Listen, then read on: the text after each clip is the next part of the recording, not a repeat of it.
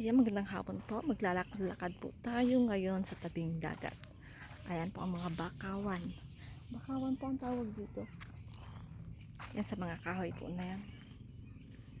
Yan po. Bakawan po ang tawag nila dyan.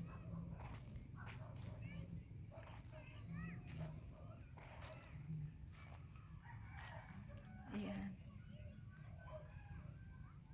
Ano po? Hanggang dun po. Yan sa dulo. Doon.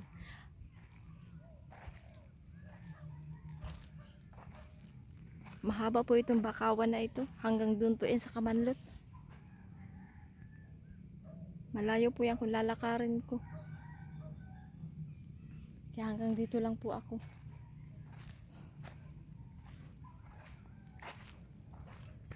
Ay, Diyos ko po. Ay. Muntik ako madapa. Ano ba yun? Ugat rin ng bakawan.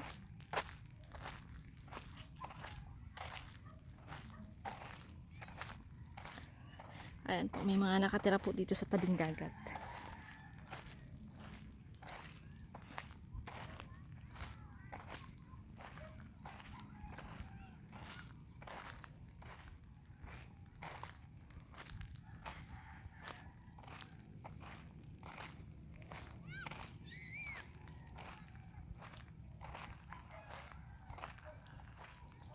Yan, tapos, ayan po ang pulo.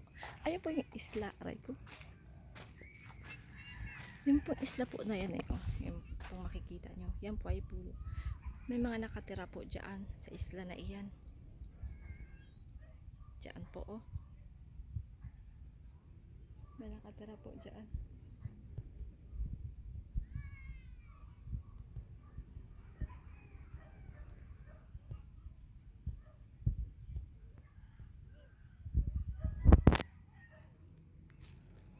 Wala kasi akong kasama sa bahay kaya naglakad-lakad po muna ako dito sa tabing dagat para malibang-libang naman po ako.